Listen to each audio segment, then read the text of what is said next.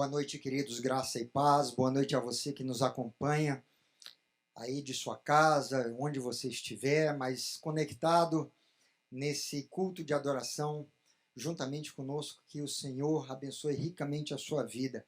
O pastor Paulo já orou aqui por mim, que vou transmitir a mensagem do Senhor.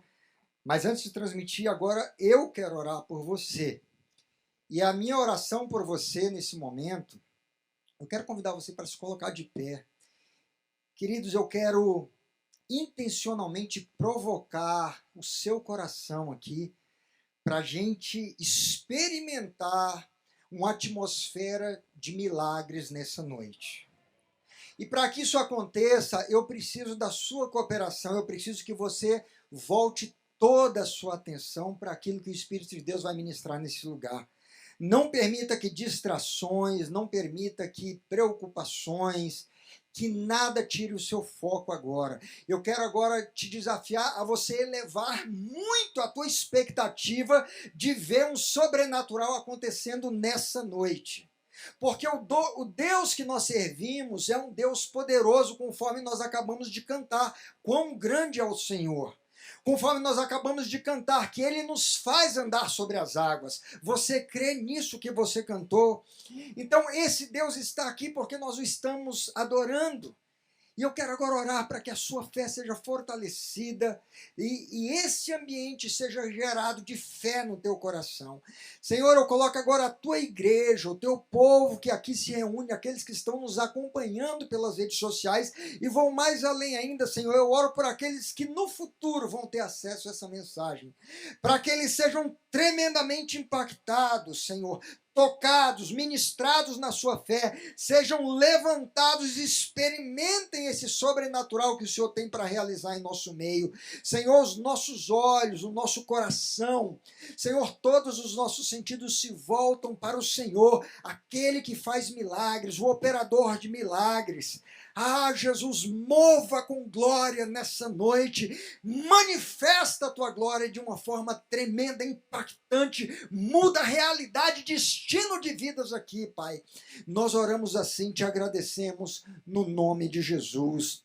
Amém. Amém. Muito obrigado, você pode tomar o seu assento.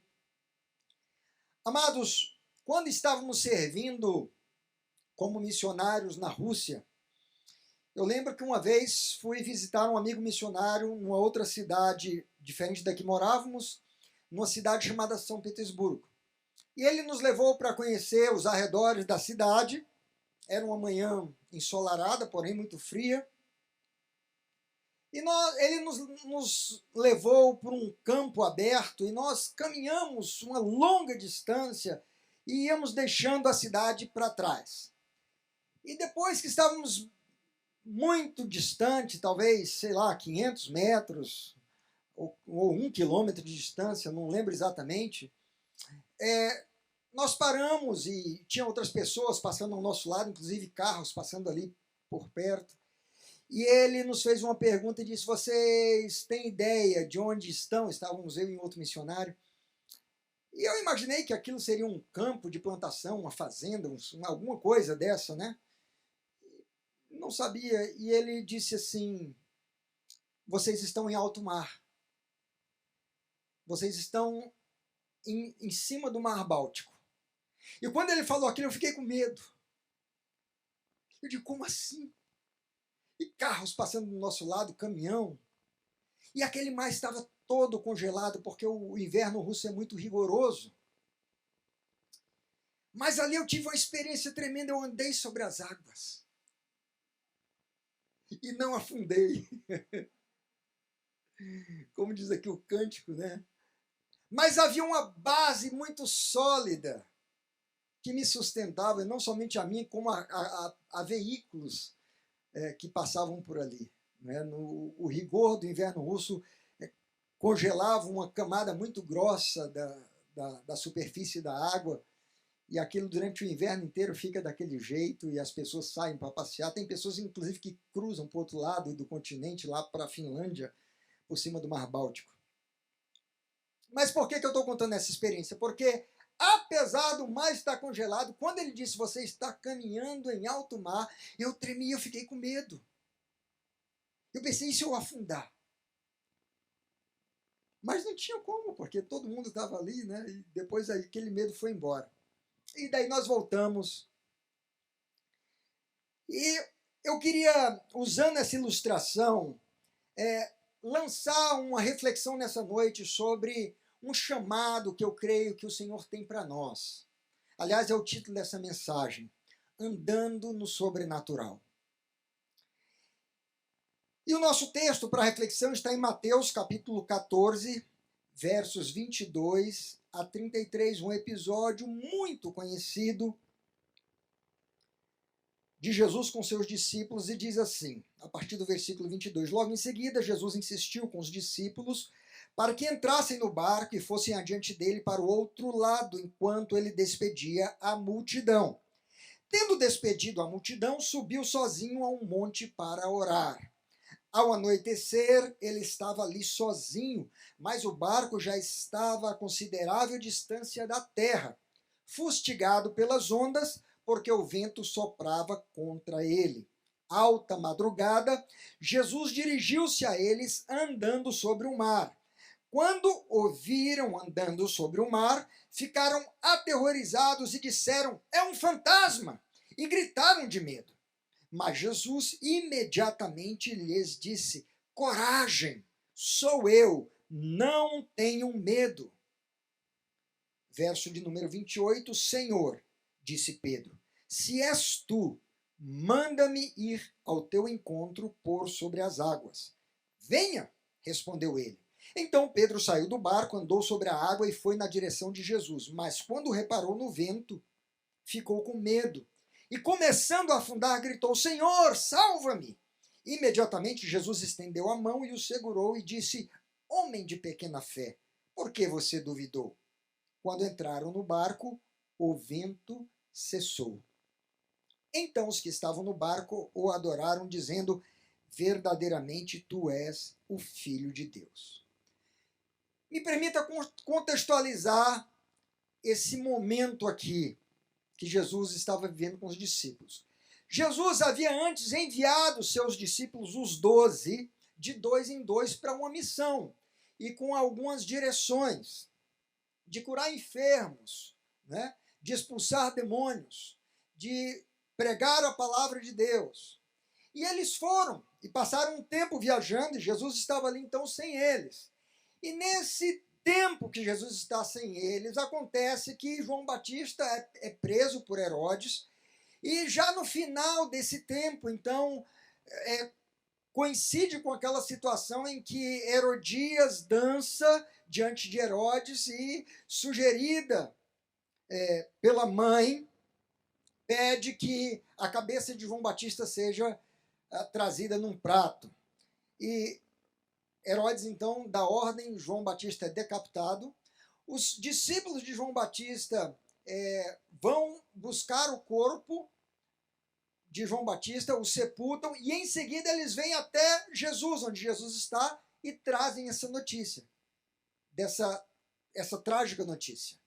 Ao mesmo tempo que os discípulos de Jesus chegam, os discípulos de João Batista chegam com essa notícia, retornam da sua missão os 12 que Jesus havia enviado, e eles retornam trazendo um relato de como foi o tempo em que eles estiveram indo em diferentes cidades e vilas, cumprindo aquela direção do Senhor Jesus. Então, obviamente, eles estão cansados, vêm de uma viagem. Jesus chama os 12 para entrarem no barco em busca de um local onde eles pudessem descansar.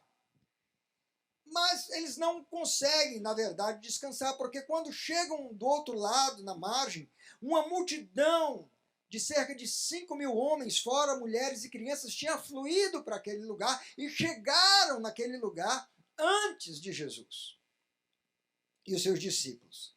E aí Jesus desce ali do barco e começa a ministrar aquela multidão. Primeiro ele passa um tempo ensinando, depois ele passa um tempo curando todos os seus enfermos, Isso tudo aos olhos dos seus discípulos que tinham voltado de uma viagem onde eles tinham visto muitas coisas e milagres acontecendo. Agora eles estão presenciando novamente curas e mais curas. E aquele dia se encerra com Jesus multiplicando os pães e peixes e alimentando aquela multidão, que facilmente poderia chegar a 10.000 pessoas. Então, depois disso, quando Jesus está terminando aquele momento ali, diz o verso 22 que Jesus insistiu com os discípulos para que entrassem no barco. Preste atenção e grave essa palavra aí. Insistiu. A palavra aqui, o sentido dessa palavra no original é que os discípulos foram compelidos, os discípulos foram constrangidos. É algo como que eles não queriam fazer, talvez eles estavam desejosos de permanecer com o Senhor, muito provavelmente essa é a hipótese, mas o Senhor insiste, intencionalmente compele, os constrange, não a irem por terra para um outro povoado, mas que eles entrem no barco e vão mar adentro. E isso já é no final do dia, ao entardecer. E vai dizer ali no verso 23 que ao anoitecer, ou seja, por volta das 18 horas, o mesmo relato narrado por João no capítulo 6, 17, diz que já estava escuro. E os discípulos vão e Jesus então sobe para o monte para orar. Que coisa maravilhosa é nós olharmos para a figura do nosso mestre como nosso modelo, como nosso exemplo de alguém que, sendo filho de Deus, sendo chamado para uma missão tão tremenda, um homem santo, ele entendia a importância de uma vida de oração. Ele buscava lugares onde ele podia estar com o Pai. Ele buscava momentos onde ele se retirava para gastar tempo em oração com o Pai. Conosco não deveria ser diferente. Aliás, nós deveríamos buscar mais ainda, porque se Jesus entendia essa necessidade, quanto mais eu e você. Mas veja o que acontece, verso de número 24, vai dizer que quando o barco já estava a considerável distância, João 6,19 vai nos dar com precisão essa distância, dizendo que ele estava entre 25 a 30 estádios, o que seria traduzido para a nossa unidade de medida de hoje, entre 5 e 6 quilômetros de distância.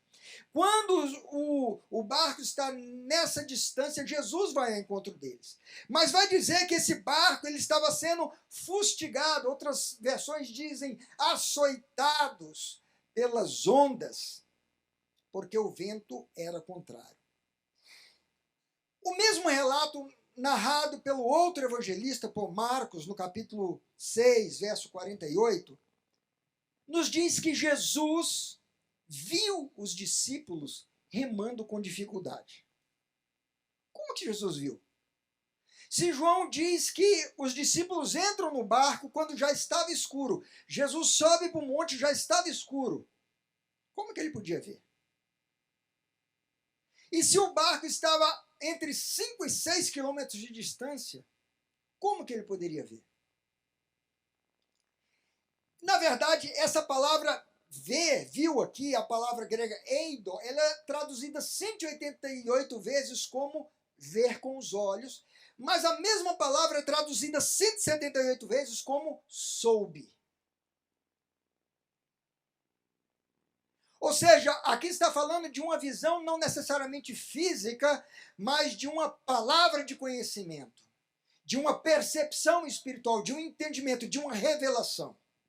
Jesus sabia exatamente a posição dos discípulos, porque o relato das Escrituras nos mostra detalhes. Diz que eles estavam com dificuldade, que o vento era contrário e que as ondas estavam batendo contra o barco. Por mais que eles tivessem, quem sabe, uma lâmpada, uma tocha ali no meio daquele barco, Jesus conseguisse ver uma luzinha lá a 6 quilômetros de distância no meio da noite, não poderia ver a riqueza daqueles detalhes, a não ser por uma palavra de conhecimento. E vai dizer então que ele viu os discípulos, Marcos 6,48, viu os discípulos remando com dificuldade. É interessante porque essa palavra aqui, dificuldade, No grego é a mesma palavra que fala sobre os açoites que o barco estava recebendo. Quando diz que as ondas estavam fustigando, açoitando o barco, é a mesma palavra para dificuldade. E essa palavra, na maioria das vezes, ela é traduzida como tormento, como atormentar. É como que as ondas estavam atormentando, ou que os discípulos estavam sendo atormentados por aquele mar revolto. Mas eu fui olhar no dicionário o significado dessa palavra e ela também é traduzida como testar. Ela é traduzida também como testar. E a palavra usada é bassanitzo. Essa palavra, ela tem o histórico dela. Bassanitzo é um tipo de teste que existia para se saber a qualidade de um metal, do ouro ou da prata. Então era uma pedra escura, uma pedra preta, silicosa, onde eles tinham agulhas de um metal puro, vamos dizer, uma agulha de ouro puro e uma agulha de prata pura, e eles riscavam aquela pedra, e o risco que aparecia naquela pedra servia como um padrão de comparação. Então, se eu quisesse saber se esse ouro que eu estava trazendo aqui, o grau de pureza dele, eu riscava a pedra paralelamente àquele risco feito pelo metal puro, e eu comparava a cor que era deixada naquele risco. E assim, os que trabalhavam, os especialistas em metais preciosos, comparavam e podiam distinguir se aquele metal era puro, como o original ou não. Esse é o sentido da palavra bassanitzo. Então, se a gente olhar esse texto por essa tradução, a gente vai poder dizer que aquele barco, por exemplo, estava sendo testado, provado na sua qualidade, na sua capacidade, na sua pureza.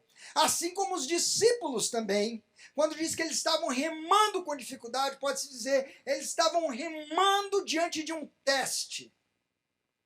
Bassanitzo. Achei muito interessante isso aqui. E aí, diz que o vento soprava contra ele, contra o barco. Agora, queridos, a gente precisa discernir a natureza dos ventos que nós enfrentamos, porque nem todo vento é um vento produzido pelo diabo, embora alguns possam ser. A gente vê isso na história de Jó, por exemplo. A gente vê isso em outras tempestades, onde houve um outro episódio em que Jesus estava no barco e nós vemos Jesus se levantando e repreendendo o vento. A palavra aqui para vento é anemos. E tinha diferentes tipos de ventos. É que no português a gente usa tudo como vento. Mas, por exemplo, quando Jesus fala, quando a palavra de Deus fala assim, que em Atos, no capítulo 2, veio do céu o som como de um vento impetuoso, ali a palavra não é anemos. Ali a palavra é pinoê, é como um sopro. Veio do céu como que um fôlego, o som de um fôlego, o som de um sopro. Porque ali é uma alusão à figura do Espírito de Deus enchendo aqueles homens do poder de Deus. Quando Jesus vai falar com Nicodemos sobre o vento, que diz aquele que é nascido de Deus é como o vento que você ouve a sua voz, não sabe de onde ele vem nem para onde vai. A palavra usada ali para vento é pneuma, que é de onde vem o termo da medicina, né? O Davi está aí, que é estudante de medicina, né? Pneumologista, né? Pneuma, vento, que é a palavra traduzida para espírito. Nós vamos encontrar uma outra palavra que fala sobre vento também, que é o euro, que é um vento seco, quente. Mas quando fala de anemos, que era esse vento aqui que ia contra, era uma corrente de ar agitada, era uma corrente de ar tempestuosa que estava indo contra eles. Agora, quando eu uno esses pensamentos e eu vejo o bassanitzo, aquela pedra que é usada para testar a pureza, a qualidade do ouro, e os discípulos aqui enfrentando esse vento, sendo que Jesus intencionalmente os compeliu para que entrasse no barco e fosse. E olha, a gente vê assim que quando eles estão sendo provados, isso me remete a 1 Pedro 1,7, que diz assim: assim acontece para que fique comprovado que a fé que vocês têm, muito mais valiosa do que o quê? Do que o ouro. Do que o ouro que perece. Mesmo que refinado pelo fogo, é genuína e resultará em louvor, glória e honra quando Jesus Cristo for revelado. Veja, a minha interpretação desse episódio, o que estava acontecendo ali era um basanitsu, era um teste. A pedra preta tinha sido riscada com um padrão de fé. E agora, os discípulos estão diante desse teste, dessa prova, e eles estão diante desse vento, sendo provados. Aí o verso 25 vai dizer que na alta madrugada, outras versões dizem na quarta vigília. A quarta vigília, a primeira vigília era de 6 da tarde às 9 da noite, a outra de 9 à meia-noite, a terceira vigília da meia-noite às 3 da manhã, e a quarta e última vigília ia das 3 da manhã às 6 da manhã. Vai dizer que Jesus, na quarta vigília, vai ao encontro deles andando sobre as águas. Preste atenção, os discípulos entram no barco ao anoitecer do dia anterior. Quando Jesus vai ter com eles entre 3 e 6 da manhã, a gente não sabe se foi no começo, no meio, no final da quarta vigília, mas nós podemos concluir que aqueles discípulos passaram ali naquele mar de 9 a 12 horas, numa peleja, num basanitsu, num teste, lutando com aquele vento e com aquelas ondas. Eles estavam cansados, tinham voltado de uma viagem, eles estavam impactados emocionalmente pela trágica notícia da morte de João Batista. Eles passaram um dia servindo a Jesus, enquanto Jesus ensinava, curava as pessoas. Imagina Jesus curar uma multidão de 5.000 pessoas, queridos, isso levou algumas horas. Aquela situação de multiplicar pão e alimentar aquela multidão de 5.000 homens, fora mulheres e crianças, isso demorou um tempo. Então foi um dia intenso. Eles estão cansados. E eles entram no barco, é uma noite escura, com um vento forte soprando contra um anemos. E aí Jesus vem ao seu encontro. Mas a palavra de Deus vai dizer em 1 Coríntios 10, 13, que não sobreveio a vocês tentação que não fosse comum aos homens. E Deus é fiel, e ele não permitirá que vocês sejam tentados ou provados além do que possam suportar. Mas quando forem tentados, ele lhes providenciará um escape para que o possam suportar. Vamos pensar aqui quais eram as opções de Jesus. Jesus poderia ter agido de formas diferentes diante dessa situação. Ele poderia, lá do alto do monte, onde ele teve aquela percepção da situação, da condição dos discípulos, ele poderia de lá ter dado um comando para que o vento se acalmasse, para que o anemos cessasse. Poderia ou não poderia? Poderia. E o mar se acalmaria, os discípulos atravessariam para outra margem e depois ele os encontraria lá. Ele poderia se trasladar para o outro lado e encontrar com eles lá. Essa seria uma opção. Uma outra opção, Jesus poderia ir ao encontro deles sobre... Jesus poderia ter mandado o mar se acalmar e ir ao encontro deles sobre as águas com o mar calmo. Mas Jesus vai até o encontro dele e mesmo chegando a uma distância que eles veem ao Senhor, o mar continua revolto. O Senhor não acalmou o mar. Jesus poderia ter entrado no barco para depois acalmar o mar. Mas Jesus permanece ali parado diante deles, sobre as águas, e o mar continua revolto. Então, amados, tudo isso que acontece Acontece porque os discípulos estavam passando por um basanitzo, por um teste. A pedra tinha sido riscada e agora era a vez de eles riscarem com a fé deles e deixar o traço para ser comparado sobre a pureza, a preciosidade da fé deles. E o Senhor Jesus sabia exatamente o que estava acontecendo. A minha leitura desse episódio é que Jesus estava usando aquela situação como parte do processo de treinamento, porque o seu ensino para os discípulos não se fazia só na forma de palavras, de preleção. Ele usava situações práticas. Por exemplo, poucos momentos antes mesmo, nessa situação da multiplicação dos pães, antes que ele operasse o milagre, alguém disse para ele: despede a multidão, porque é um lugar deserto, para que eles possam ir e encontrem pelo caminho algo para comer. E Jesus responde e diz: não, deem-lhe vocês algo de comer.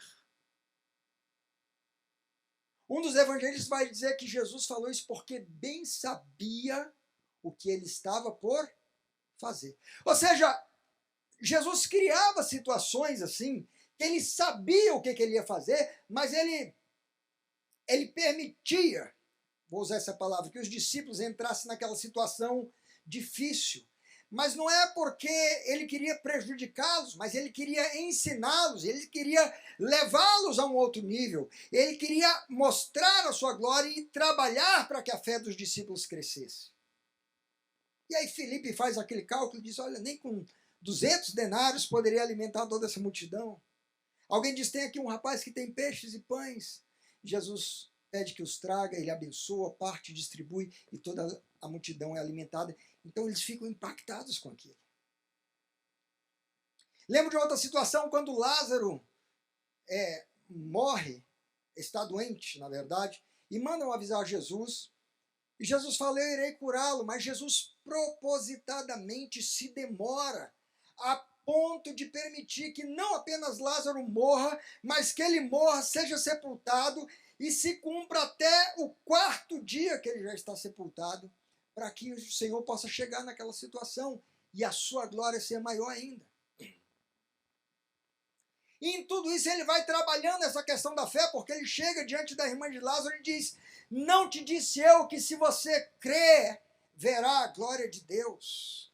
Queridos, o Senhor muitas vezes permite situações, ânimos, ventos, que são verdadeiros basanitzo, testes para a nossa fé, para que ela cresça, para que nós vejamos a glória de Deus. E se ele não permite isso, como todo bom mestre, instrutor, que ensina alguma habilidade, alguma competência a alguém, eventualmente esse instrutor ele vai expor o seu aluno, o seu aprendiz a uma situação onde ele tem que lidar com a situação. Assim em todo ofício, é um piloto de avião, é um médico, é um enfermeiro, é um pedreiro, em todas as situações. Eventualmente você vai ter que ser colocado diante de situações para que o que você aprendeu seja provado. Os irmãos entendem isso? Havia uma didática aqui nesse basanitzo. Agora veja, Jesus já havia dado autoridade e enviado os 12, como eu falei antes. Mateus 10, verso 1 e verso 8 vai dizer isso. Que eles receberam autoridade para expulsar espíritos imundos, curar todas as doenças e enfermidades. Jesus disse a eles no verso 8 de Mateus 10, curem os enfermos, ressuscitem os mortos, purifiquem os leprosos, expulsem os demônios. Vocês receberam de graça, deem também de graça. Então, assim, o nível do sobrenatural, de milagres e maravilhas que os discípulos não apenas viram Jesus fazer, mas eles também se moveram no sobrenatural, foi algo tremendo. Só coisa básica aqui, irmãos. Ressuscitar morto, curar enfermo, leproso, só o básico. Eles viram isso e eles foram instrumentos de Deus e eles voltam empolgados para contar ao Senhor. Eles trazem um relato. Mas quando chega nessa situação aqui, eles chegam numa situação que eles nunca tinham visto. Eles até tinham estado numa tempestade em que o Senhor se levanta e repreende a tempestade. Mas aqui eles estão diante de outra situação, porque o que eles estão vendo agora com seus olhos é Jesus andando sobre as águas. E aí, Jesus usa aquela situação porque quer levá-los a um outro nível. Qual era o nível? O nível natural é que você se desloca através da água usando uma embarcação. Não é assim? Até hoje é assim.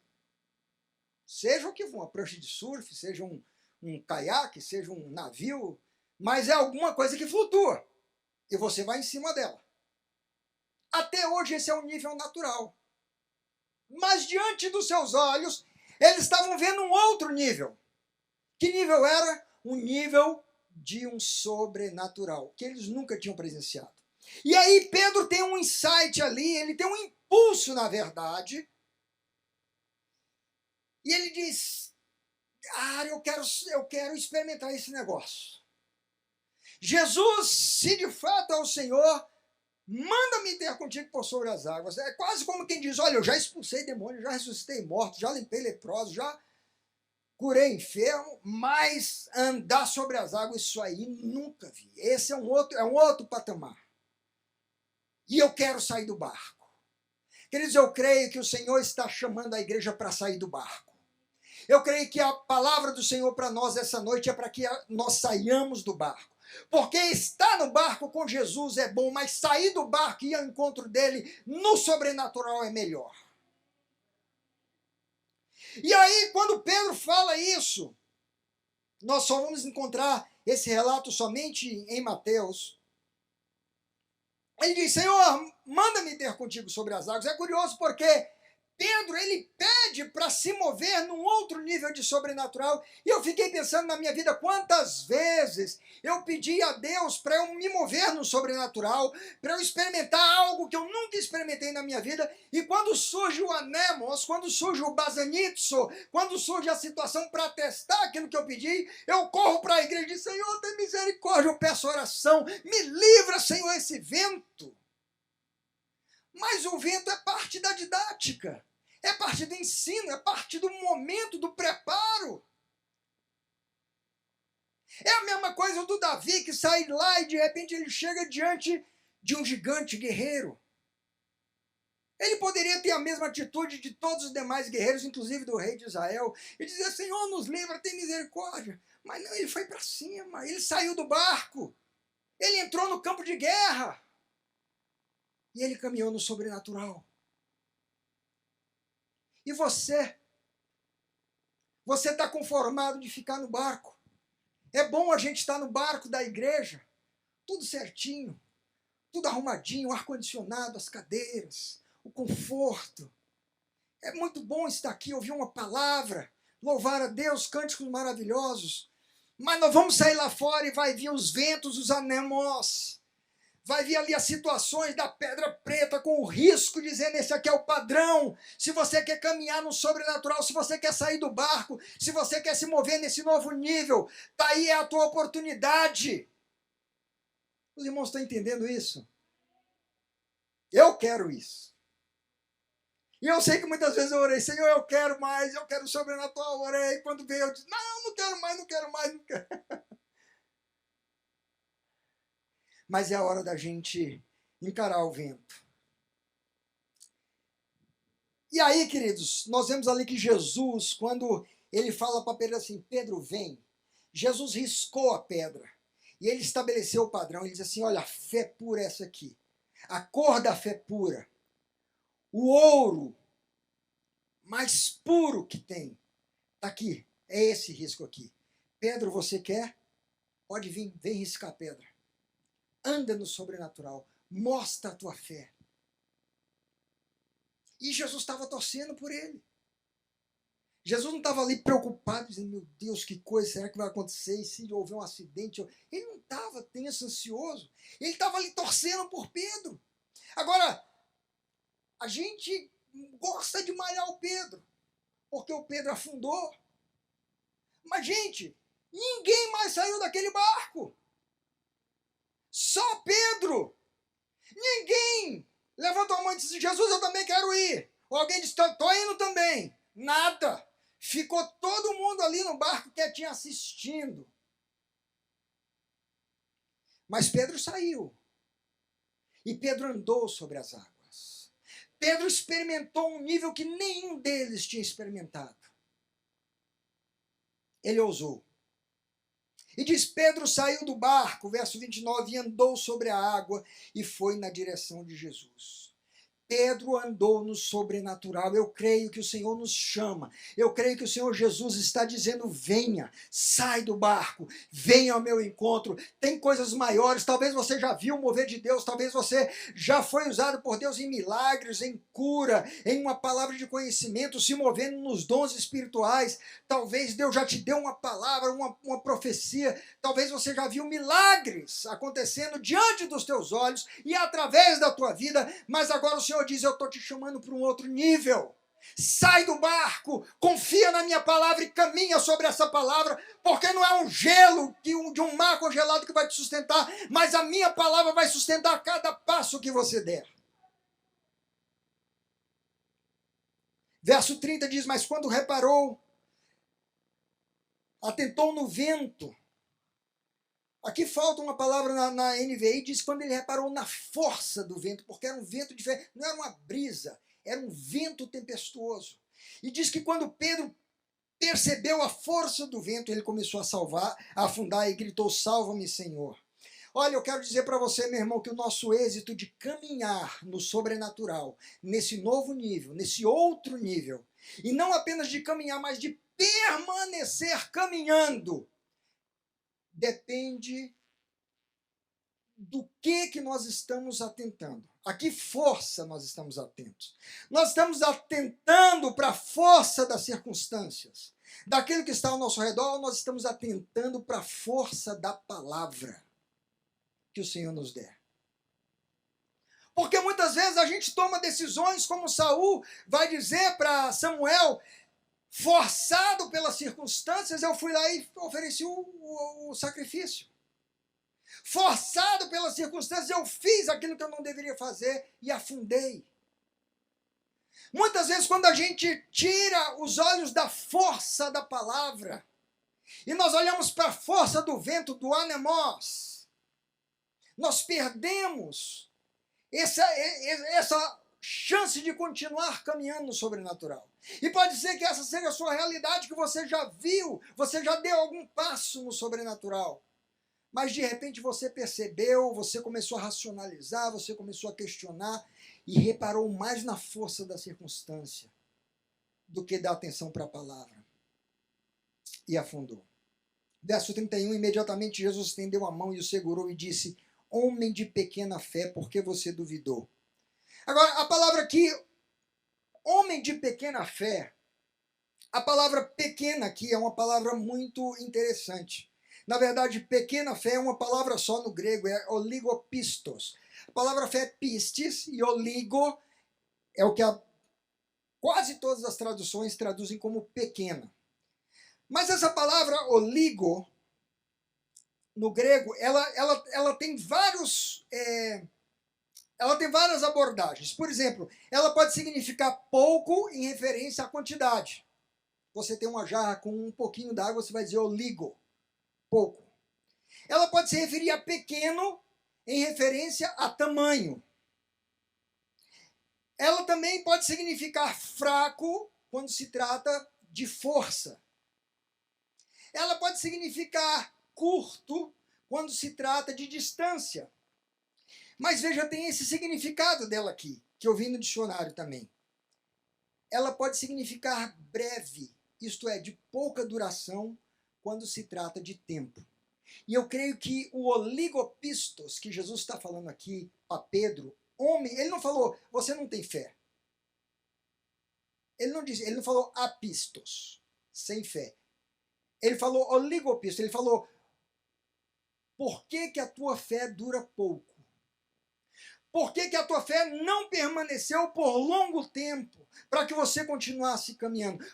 É como que Jesus dissesse, por que que você se empolgou, Pedro? Você creu, você teve fé suficiente para andar no sobrenatural e você deu os primeiros passos. Por que você permitiu que essa fé se fosse tão rapidamente, tão brevemente? Oligopistos. Queridos, eu fiquei pensando na minha vida que muitas vezes eu me sentia assim, como oligopistos. Uma pessoa que no momento teve um rompante de fé, como mais tarde a gente vai ver, ele saca a espada, corta a orelha do Malco, ele não está nem aí diante da turba que está ali armada, ele tem fé para encarar o povo, mas no outro momento a gente vê Pedro correndo e fugindo. Às vezes a gente tem esses rompantes de fé, de coragem, mas não dura. Isso é oligopistos. Mas veja, diz assim o verso 32, quando entraram no barco, o vento cessou. Não é curioso que em todo relato, você pode ler a mesma passagem no relato de João e no relato de Marcos. Em nenhum desses relatos você vai encontrar Jesus repreendendo o vento. Ele não repreendeu.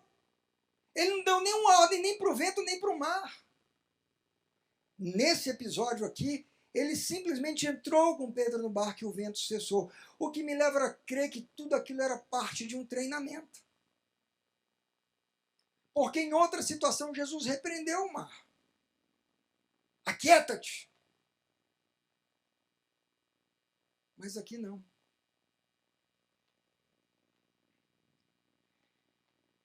Então, amados, o que a palavra nos ensina hoje é que nós precisamos revisar a nossa fé para sair de um comodismo e pensar que há algo mais para nós experimentarmos de Deus. E o Senhor quer nos levar a isso. Há uma expectativa, há um desejo, há uma alegria do Senhor, há todo um cenário sendo preparado, há ventos que estão sendo aí preparados, situações não que o Senhor vai nos fazer afundar, não que o Senhor vai nos fazer perder a vida, não. Mas as situações que Ele prepara para que nós possamos riscar aquela pedra preta e dizer, a sua fé foi provada e foi aprovada. Muito bem, você está pronto para caminhar nesse nível. E eu quero ser aprovado, eu quero caminhar nesse nível, queridos. Agora, aquela não foi a última vez que Pedro... não foi a última vez que Pedro enfrentou águas turbulentas. Houve outra situação que Jesus pergunta quem dizem os homens que eu sou, e Pedro tem um impulso de fé, de revelação, diz, tu és o Cristo, o Filho do Deus vivo. Jesus fala, muito bem, Pedro, não foi carne nem sangue que te revelou, mas meu Pai que está nos céus. Na sequência, oligopistes. Senhor, não diga que isso vai te acontecer, que é isso, se dê valor a si próprio. Mais tarde, Pedro puxa a espada, corta a orelha de Malco, depois ele foge com medo. Depois nós vemos Pedro de novo diante de um ânimos, quando ele vai dizer, não, Senhor, por ti, estou pronto a dar a minha vida. E lá na frente o galo canta e a gente vê o Pedro afundando de novo. Sabe, queridos, muitas vezes talvez nós tivemos esse momento de dar passos no sobrenatural e afundamos, mas eu quero dizer que Deus não desistiu de você, nem de mim, como não desistiu de Pedro. E lá na frente a história vai contar que essa fé de Pedro é restaurada, porque o mesmo Sinédrio, diante de quem ele está com medo, ele nega Jesus diante ali dos servos daqueles sacerdotes, ele chega no outro momento e diz assim, antes importa obedecer a Deus do que aos homens. Nós não podemos deixar de falar daquilo que ouvimos e vimos. E ele enfrenta aqueles homens. E mais tarde, lá na frente, a tradição vai dizer que Pedro ele morre como mártir e a sua sentença é ser crucificado, mas ele diz, eu não sou digno de ser crucificado como o meu Senhor e o meu Mestre. E ele pede para ser crucificado de ponta cabeça. E assim ele encerra a vida dele com aquele traço de um ouro puro, riscado naquela pedra preta, aprovado. Amados, mais do que uma experiência de fé, nós devemos buscar caminhar pela fé. Amém? E eu quero orar por você já, mas nós vamos colocar essa palavra em prática agora. Porque se o Senhor está nos ensinando que nós podemos sair desse barco, mediante a sua palavra e caminhar por fé, nós podemos fazer isso agora. Você crê nisso? Ou você pode escolher ficar dentro do barco e dizer, daqui eu não saio, daqui ninguém me tira. Mas se você está aqui agora e você tem uma enfermidade, uma doença aí no seu corpo, não importa o que seja. Não importa se é uma perda auditiva, se é uma fibromialgia, se é uma dor no braço, se é um câncer, se é um estado terminal, uma enxaqueca, não sei o que é. Eu creio que Deus pode tocar você agora e você ser instantaneamente curado. Deus pode fazer isso. Não é o pastor André que vai fazer isso. É a fé no Deus que opera milagres, no Deus que diz, anda sobre as águas. E Ele nos chama agora para a gente descer do barco, caminhar. Tanto nós que vamos orar por vocês, quanto você que está com essa condição e precisa de uma cura. Você crê nisso? Só que nós vamos fazer diferente. Se você tem alguma enfermidade aí que você precisa de um toque do sobrenatural de Deus, eu peço que você se coloque de pé. Se tiver alguém aqui com alguma, se você quer ser curado, você crê nisso, se coloca de pé. Agora, se você pode alcançar o lugar onde você tem enfermidade, você põe a sua mão lá. Se for inconveniente, põe a sua mão no seu coração. Mas ao invés de eu, como pastor, aqui orar, eu vou pedir para as pessoas que estão sentadas, você sair do seu lugar e vir ao lado desses irmãos aqui que estão de pé. E nós juntos vamos orar. Você que está aí, que não está precisando de uma oração de cura, você pode vir orar por essa pessoa. Faça isso, levante. Tenha fé, saia do barco. Saia do barco agora. Todo mundo que está sentado pode levantar, vem aqui ao lado de alguém que está com essa condição. E aí você vai fazer o seguinte, preste atenção como é que você vai ministrar essa pessoa. Você pergunta para essa pessoa se ela pode dizer para você qual é o problema que ela tem. Ah, estou com uma dor no braço, estou com uma dor no pescoço, ou tem essa condição diagnosticada pela ciência. Aí ele vai te falar qual é a parte ali do corpo que precisa desse toque. Você não vai dar nenhum comando para Deus, porque a gente não dá comando para Deus. Você vai dar um comando para essa parte do corpo que está enferma, para que ela seja curada. Se ele disser, eu estou com câncer, você vai dizer, eu repreendo esse câncer em nome de Jesus. Se a pessoa disser, eu estou com uma dor de cabeça, com a inflamação no pulso, você vai dizer, eu repreendo essa inflamação. E ao mesmo tempo você vai dizer assim, eu abençoo e digo o nome da parte do corpo da pessoa que está doente. Você vai dizer, eu abençoo o seu ombro, eu abençoo o seu braço, eu abençoo o seu ventre, eu abençoo o seu pescoço, a sua cabeça, o seu pé, seja o que for. Seu fígado, o seu rim, a sua coluna. Eu abençoo, eu ministro a bênção, a virtude de Deus. E você vai fazer isso, queridos, crendo nessa palavra que foi ministrada. Porque é o Deus de todo o universo que está nesse lugar. E eu creio num poder que vai ser liberado aqui. Eu quero te pedir uma coisa. Se você for tocado imediatamente, agora você sentir algo, você sentir que esse flagelo saiu do teu corpo, você foi instantaneamente curado, você acena com a tua mão e diz, eu fui curado, o calor de Deus me tocou aqui, uma eletricidade me tocou, aquela dor saiu, desapareceu, eu estou bem. Você dá um sinal para edificar a fé de todo mundo que orou. E se você não sentiu nada, você vai continuar crendo, confiando que aquele que começou a boa obra vai completar. E você vai vir dar aqui o testemunho depois. Amém? Os irmãos entenderam isso? Então agora pode falar com a pessoa que está aí do teu lado, com a pessoa aí que está doente, enferma. Aleluia! Oh Senhor, nós estamos agora liberando uma atmosfera de uma unção de poder nesse lugar.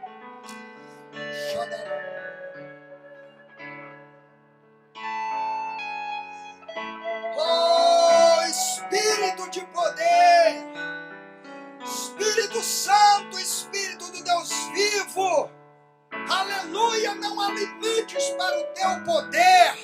O mesmo poder que ressuscitou a Jesus dentre os mortos é o mesmo Espírito que habita em nós. Senhor, nós acessamos esse poder pela fé, não é pelo mérito, não é pelo merecimento humano, não é pela força humana, é pela fé na palavra daquele que diz: venha, sai desse barco, caminha sobre essa água, caminha sobre esse natural. Senhor, que haja agora uma injeção de fé no coração daqueles que estão recebendo essa oração. Que haja uma injeção de fé no coração daqueles que estão ministrando cura sobre a vida de cada um deles. E eu me uno a eles agora, abençoando cada parte do corpo, abençoando o ombro, abençoando a coluna, abençoando as vértebras, ordenando que os discos que estão fora do lugar voltem ao lugar, ordenando que os braços que estão machucados voltem à normalidade, ordenando que toda infecção, inflamação saia do corpo em nome de Jesus Cristo, ministrando que toda dor na cabeça, no pescoço, saia em nome de Jesus, declarando que toda enfermidade, todo câncer, toda enfermidade sem cura médica, sem recursos humanos que possam resolver, cesse agora em nome de Jesus. Toda célula maligna morra em nome de Jesus Cristo. Nós liberamos agora uma palavra de cura, virtude que sai do Senhor, tocando cada parte do corpo, liberando essa unção de poder, de cura, para a glória, honra e louvor do Senhor, em nome de Jesus. Que assim se cumpra, que assim seja feito, para a honra, glória e louvor do Senhor, em nome de Jesus, em nome de Jesus, aleluia, aleluia, glória a Deus. Você creu? Alguém aí foi tocado? Alguém aí sentiu algo no seu físico quando estava sendo tocado? Glória a Deus. Sentiu muito calor. Isso é um sinal da visitação de Deus. Quem mais? Alguém sentiu alguma coisa? Um tremor, uma dormência, uma coceira? Glória a Deus. Meu querido, eu tenho visto Deus fazer muitas coisas, muitos milagres. E uma das coisas que eu aprendi é que muitas curas, elas acontecem no processo da insistência da oração. Há muito respaldo bíblico para isso. A gente vê um profeta que vai, ele fica andando pelo quarto, ele se deita 7 vezes sobre o corpo daquele menino morto, para que ele volte à vida. E eu quero te liberar essa palavra dizendo: se você não está sentindo nada aqui agora, não significa que Deus não tocou na sua vida. Siga crendo, siga orando, buscando e dizendo: Senhor, eu creio, eu não vou afundar. Talvez você saia daqui ainda sentindo sintomas com os quais você entrou. E eu quero te dizer: não olha para a força do vento. Olha para a palavra do Senhor, porque ela é poderosa para te restabelecer. Em nome de Jesus, seja abençoado em nome de Jesus. Amém.